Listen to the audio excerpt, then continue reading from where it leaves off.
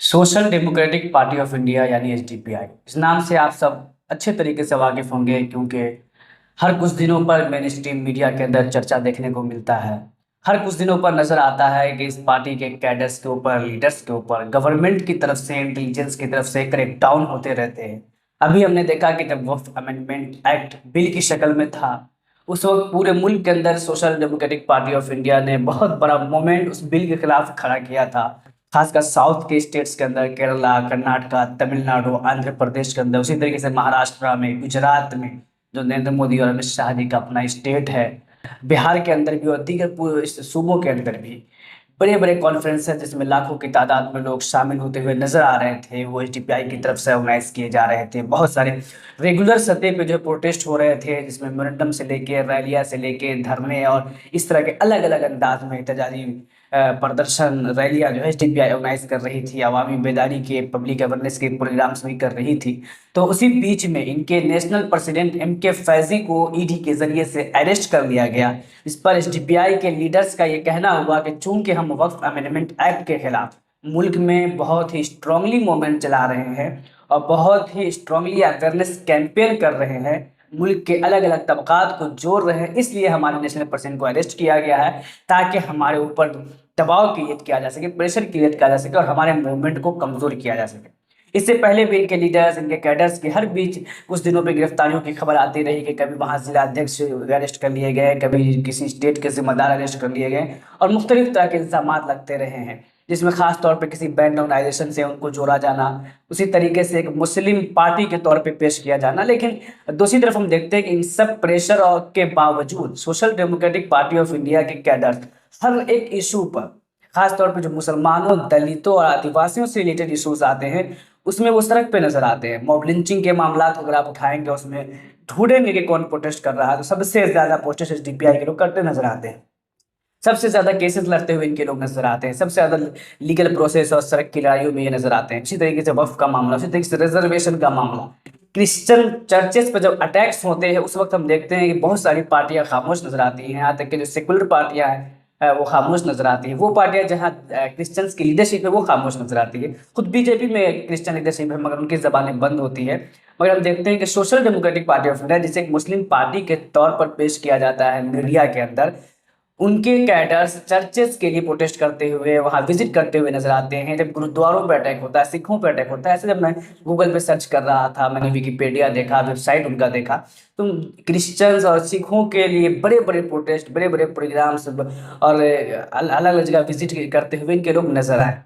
तो ये बहुत ही हैरत होती है जिस पार्टी को मुस्लिम पार्टी के तौर पर पेश किया जा रहा है, सिर्फ और सिर्फ मुसलमानों की पार्टी बताकर, जिस पर क्रैकडाउन किया जा रहा है, कभी टेररिज्म के नाम पर, कभी कट्टरता के नाम पर, कभी टेरर फंडिंग के नाम पर, इस तरीके से उसके कैडर हिम्मत के साथ इन तमाम क्रैकडाउन के बावजूद सड़कों पर लड़ते नजर आते हैं और सभी के लिए आवाज उठाते नजर आते हैं। आज हमारे साथ मौजूद है social democratic party of India Bihar के स्टेट प्रेसिडेंट डॉक्टर आफ्ताब आलम टैनीसा। मैं इनसे बिहार के एस्पेक्ट से जानना चाहूंगा कि बिहार में इनकी पार्टी किस तरीके से काम कर रही है और चूंकि अब इलेक्शन भी करीब है तो इनका क्या प्लान है आने वाले दिनों में बिहार के अंदर।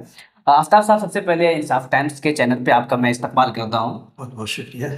आफ्ताब साहब, सबसे पहले चूंकि चुनाव का वक्त है तो मैं जानने की कोशिश करूंगा कि आने वाले 5 महीने में इंतखाब है, इलेक्शन है, और आपकी तरफ से भी हमारे पास प्रेस रिलीज आया था कि जिसमें आप 40 से ज़्यादा सीटों पर चुनाव लड़ने की तैयारी कर रहे हैं। किशनगंज के सारे सीटों पे आप चुनाव लड़ने की तैयारी कर रहे हैं। इस पर हमारे वेबसाइट पे अपडेट भी हुआ था। सवाल ये है कि क्या बिहार में साउथ के तरीके से या दीगर स्टेट के तरीके से आपके पास कैडर मौजूद है? क्या यहाँ जिलों में आपकी कमेटियां हैं? क्या हकीकत में ग्रास रूट पे आप यहाँ मौजूद हैं बिहार के अंदर? जी, आपने बहुत अहम सवाल किया है। हकीकत यह है कि एसडीपीआई ज़मीनी सतह की पार्टी है और कैडर बेस पार्टी है। हर ज़िले में हमारे हज़ारों की तादाद में कैडर्स हैं, मेंबर्स हैं, सपोर्टर्स हैं और हम लोग बहुत तेज़ी के साथ विधानसभा में तैयारी कर रहे हैं। बहुत सारी विधानसभा में हमारे बहुत सारी कमेटियां हैं और जो जो ज़रूरियात है एक विधानसभा लड़ने के लिए उसमें हम बहुत हद तक कामयाब हो चुके हैं और कोशिश है कि जो कमी रह गई है उसको जब तक के इलेक्शन आते आते हम उसकी भरपाई कर सकें और इलेक्शन हो तो दमदार तरीके से हो। और लगना चाहिए कि एसडीपीआई का जो एक उसूल है, एक सोच है और आवाम की जो सही एक रुझान है वो एसडीपीआई की तरफ दिख रही है। और सीमांचल में खास तौर से चूँकि पार्टी 2010 से ही काम कर रही है, तो वहाँ पे हमारे कैडर्स बहुत बड़ी तादाद में हैं। और वहाँ जो आवाम है, उनको जो पार्टियाँ चाहिए थी उसकी पूरी तरह से भरपाई एसडीपीआई कर रही है और कर सकती है। बकिया पार्टियां जो है वो तो माफियाओं को और बहुत ज़्यादा पूंजीपतियों को और उस तरह के लोगों को टिकट देती है, जिससे जीतने के बाद कोई फायदा समाज का होता नहीं है। तो करोड़ों रुपया लगाते हैं और उस करोड़ों रुपया की भरपाई के लिए 5 साल वो काम करते हैं। एसडीपीआई ये सारी चीज़ों से पूंजीपति और करप्ट और माफिया इस तरह के लोगों से बहुत दूर है पार्टी। और ये पार्टी साफ सुथरे लोगों को लाती है इलेक्शन में, और कोशिश होती है कि ऐसे आदमी आए जो समाज के लिए हर तरह की कुर्बानी देने के लिए हर वक्त तैयार रहे। तो एसडीपीआई को लोग उम्मीद की निगाह से देख रहे हैं और हम लोग पूरी तैयारी कर रहे हैं। और बड़ी तादाद में हम लोग भी इलेक्शन के बहुत सारे सीटों पे लड़ने जा रहे हैं। और बहुत सारी पार्टियों के साथ भी हमारा अलायंस के लिए बातें चल रही हैं, और बहुत जल्दी धीरे धीरे जो है सारी चीज़ें क्लियर होगी।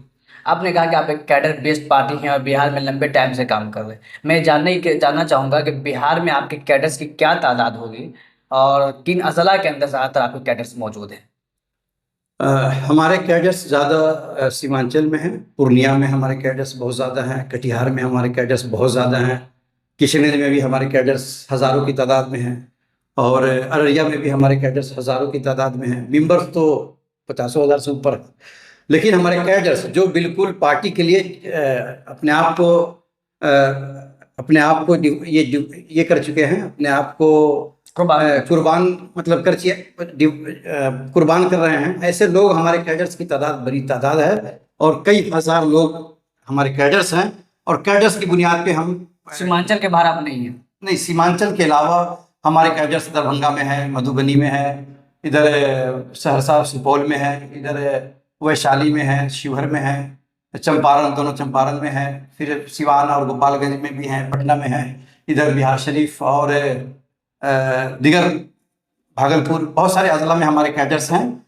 लेकिन सीमांचल में चूँकि काम ज़्यादा हमारा हुआ है, इसलिए उधर ज़्यादा कैडर्स हैं, और इधर हर ज़िले में भी कैडर्स हैं। तकरीबन 25 से ज़्यादा ज़िलों में हमारी कमेटियाँ रह चुकी है, और हम वहाँ जो है हमारे समर्थन वाले और कैडर्स और मेंबर सब मौजूद हैं। तो इसलिए हम लोग जो है खास सीटों पे जहाँ पे हमारे कैडर्स मौजूद हैं, उस पर हम प्लानिंग कर रहे हैं कि वहाँ से हमारे कैंडिडेट को उतारा जाए। आपने बोला कि कुछ पार्टियों से आपकी बातचीत चल रही है। मुझे जितना याद आता है 2020 में आपका गठबंधन पप्पू यादव की जन अधिकार पार्टी, चंद्रशेखर आज़ाद की आज़ाद समाज पार्टी, और उनके साथ जो दीगर पार्टियां थी जिसमें प्रकाश अम्बेडकर की वंचित बहुजन अघाड़ी थी, इंडियन यूनियन मुस्लिम लीग भी थी, और दीगर पार्टियां थी, उनके साथ आपका एक गठबंधन पीडीए के नाम से हुआ था, प्रोग्रेसिव डेमोक्रेटिक अलायंस उसको कहा गया था, और पूरे बिहार में आप लोग चुनाव लड़े थे। इस वक्त आप किन पार्टियों की तरफ गठबंधन करना चाह रहे हैं? क्या महागठबंधन की तरफ जाना चाह रहे हैं, या दीगर पार्टियां उनकी तरफ आप जाना चाह रहे हैं? कौन पार्टी आपके लिए प्रायोरिटी है इस वक्त? तकरीबन सारी पार्टियों से बात कर रहे हैं, सिवाय बीजेपी छोड़कर, और एनडीए गठबंधन छोड़ करके सारे गठबंधनों से हम बात कर रहे हैं। 10 पार्टियों की एक नई गठबंधन बनी हुई है बिहार में, उन पार्टियों से हमारा गठबंधन पहले से ही चल रहा है। इसके अलावा जो है दीगर पार्टियां जो थर्ड फ्रंट बनने वाली है, उसमें भी हमारी कोशिश है कि हम उनके साथ आए। चूँकि अलग अलग लड़ने से बेहतर है कि वोट के बिखराव को रोकते हुए हम लोगों को साथ लड़ना चाहिए। और अगर साथ नहीं लड़ते हैं तो इसका फ़ायदा जाहिर सी बात है कि वोट का बिखराव होना तय है। इसलिए हम वो पार्टी हैं जो सही उसूल पे जो भी पार्टियां हैं उनके साथ हम गठबंधन के लिए तैयार है और बात भी कर रहे हैं। अच्छा, आपकी जो पार्टी है उसमें लीडरशिप बड़ी तादाद में मुसलमानों के हाथ में है। मुसलमानों के लिए सबसे ज़्यादा आवाज़ उठाते हुए आप नजर आते हैं। उसी तरीके से आप दावा करते हैं कि हम दीगर तबकात के लिए भी बात करते हैं, आपके यहाँ दलित, आदिवासी सब है, सबके लिए आप लड़ रहे हैं। और इंडिया मजलिस इत्तेहादुल मुस्लिमीन एक पार्टी है जिनका नाम ही मजलिस इत्तेहादुल मुस्लिमीन है। उनके कौमी सदर असदुद्दीन ओवैसी साहब इस मुल्क में मुसलमानों की सबसे मजबूत आवाज़ माने जाते हैं। सबसे ज़्यादा मुस्लिम इशूज़ को पार्लियामेंट में सबसे स्ट्रांगली उठाते हुए नजर आते हैं, और मीडिया के अंदर भी मुसलमानों की का नुमाइंदा के तौर पे पेश किया जाता है, तो असद ओवैसी साहब को पेश किया जाता है। उनकी पार्टी और इंडिया मजलिस इत्तेहादुल मुस्लिमीन भी यही दावा करती है। और बिहार के अंदर पिछले चुनाव में 5 सीट भी जीतने में वो कामयाब रहे हैं, जिसमें एक उनके मौजूदा एमएलए अख्तर इमान साहब हैं जो स्टेट प्रेसिडेंट हैं। वो इस बार चुनाव बहुत मजबूती से लड़ने जा रहे हैं, उनकी तैयारी दिख रही है। आप ऑल इंडिया मजलिस से इत्तेहादुल मुस्लिमीन से क्यों अलग है और अवाम ऑल इंडिया मजलिस से इत्तेहादुल मुस्लिमीन के बजाय social democratic party of India को क्यों चुने? अ, इत्तेहादुल मुस्लिमीन एमआईएम जो पार्टी है असदुद्दीन ओवैसी साहब की, ये पार्टी हकीकत में ज़मीन पे काम करने वाली पार्टी नहीं है। ये दीगर पार्टियों की तरह बस खुसूसी लोगों को पे तवज्जो देती है, वैसे ही लोगों को जोड़ती है। जो कैडर बेस्ड पार्टी नहीं है, वो बस चंद लीडरों के इशारे पे पार्टी काम करती है। और अगर आप देखेंगे इधर 10 साल का रिकॉर्ड आप दोनों पार्टियों का खंगाल लें तो एसडीपीआई के इर्द गिर्द भी एमआईएम के लोग, पार्टी के लोग नजर नहीं आते हैं। लोगों के इश्यूज को उठाने में, सवालात, लोगों के काउज पे रोड पे आने में, धरने प्रदर्शन करने में, या जो भी आवाज़ है उस आवाज़ को बुलंद करने में पार्लियामेंट में सही बात है कि वो आवाज़ ज़रूर उठाते हैं, लेकिन ज़मीन पे जो आवाज़ उठाने वाली पार्टी है वो एसडीपीआई है। क्योंकि ये कैडर बेस्ड पार्टी है और कैडर बेस्ड पार्टी ही हकीकत में समाज को बदल सकती है और लोगों के ज़रूरियात पे खरी उतर सकती है। बकिया जो सिर्फ चंद गिने चुने लोगों से जो लीडरशिप हो रहा है, ये एक तरह का जो है एक कॉरपोरेट जैसा मामला है और एक उससे बहुत ज़्यादा आवाम को फ़ायदा नहीं मिल सकती। तो एमआईएम जो है ये हवा में ज़्यादा काम करती है, ज़मीन पे काम कम करती है। एसडीपीआई ज़मीन पे ज़्यादा काम करती है, हवा में काम कम करती है। अच्छा, आप दोनों में तरीक़ेकार का फ़र्क हो सकता है, लेकिन जो कॉज़ है आप दोनों का वो कहीं न कहीं एक है। जो विचारधारा है वो आपकी वो बहुत हद तक सिमिलर है। तो क्या ये नहीं हो सकता है कि आप दोनों एक रास्ता अपनाएं, हाथ में हाथ मिला करके चलें, ताकि मुस्लिम कम्युनिटी, दलित आदिवासी कम्युनिटी कंफ्यूज ना हो और वोट बैंक का बिखराव भी ना हो? इस सिलसिले में आप क्या सोच रहे हैं या क्या प्लान है या कुछ किया है आपने? नहीं, इस सिलसिले में तो मेरी तरफ से बिल्कुल बिल्कुल क्लियर है कि इस इश्यूज पे हम किसी से भी हाथ मिलाने के लिए, वैसे ये एमआईएम के साथ हाथ मिलाने के लिए हम तैयार हैं। और हमारी कोशिश है कि जो आप बात कह रहे हैं वो सही में ऐसा होगा। अगर अगर इलेक्शन में हम लोग एक साथ नहीं लड़ेंगे तो ये होना 100% तय है। तो इसलिए हम भी नहीं चाहते कि जो है इसके लिए खुद मुस्लिम कम्युनिटी ही कहने लगे कि जो ये आपस में ये लोग जो है वोट को बांट रहे हैं या इस तरह के दूसरे लोगों को फायदा पहुंचा रहे हैं। ये सवाल हटने के लिए सबसे ज़्यादा ज़रूरी यही है कि हमें जो भी पार्टियां हैं इस तरह की मिजाज रखती है, जो दलितों को, आदिवासियों को, ओबीसी को और सबको साथ लेकर के चल सके, मुस्लिमों को, माइनॉरिटी को, तो हम उन सारी पार्टियों के साथ हर वक्त खड़े हुए हैं, उनके साथ अलायंस करने के लिए, उनके साथ चलने के लिए।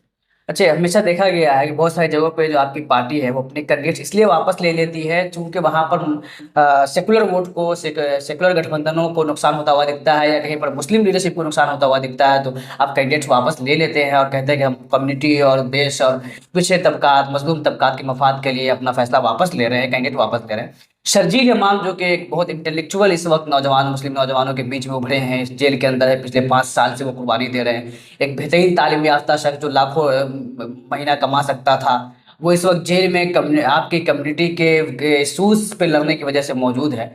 उनके चुनाव लड़ने की खबर आ रही है और शायद वो किशनगंज के ही किसी विधानसभा से, या ज़्यादा चांस है कि शहरी विधानसभा से चुनाव लड़ेंगे। तो क्या social democratic party of India शहरी विधानसभा में शर्जील इमाम को सपोर्ट करने पर गौर कर सकती है?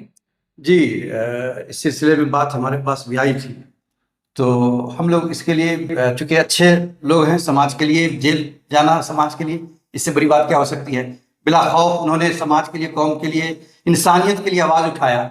तो ऐसे लीडर्स की तो ज़रूरत है आज देश को। तो ऐसे लीडर्स को हम लोग प्रमोट करेंगे और उनको ज़रूरत पड़े तो उनका जिस तरह से भी साथ हो उनको साथ देंगे। वैसे लोगों को देश की सेवा के लिए आगे आना चाहिए ताकि समाज हमारा बेहतर से बेहतर हो सके और कम्युनिटी को फ़ायदा हो सके।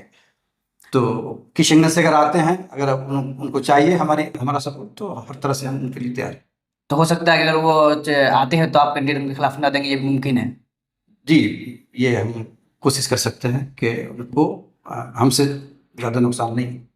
आपकी पिछले गठबंधन में जो आपकी सहयोगी थी आज़ाद समाज पार्टी, भीम आर्मी की पॉलिटिकल विंग है, चंद्रशेखर आज़ाद उसके चीफ है, एक अच्छा कोलेब्रेशन आपसे हमेशा देखने को मिला। वो भी बिहार में चुनाव लड़ रहे हैं और महागठबंधन में उनकी बातचीत चल रही है, जो ऐसी खबरें आती रहती है, चर्चा आता रहता है। तो इस तरह भी खबर आती है कि माईएम से उनकी बातचीत चल रही है, उनसे उनका गठबंधन हो सकता है बहुत जल्द।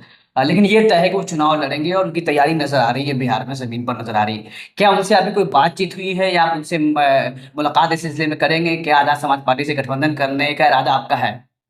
जी, हम लोग प्रयास कर रहे हैं, कोशिश कर रहे हैं कि आज़ाद समाज पार्टी से भी गठबंधन हो, MIM से भी गठबंधन हो, और भी इस तरह की दीगर पार्टियां हैं जो हैं, सबसे गठबंधन हो, और जो इंडिया गठबंधन है उससे भी गठबंधन हो।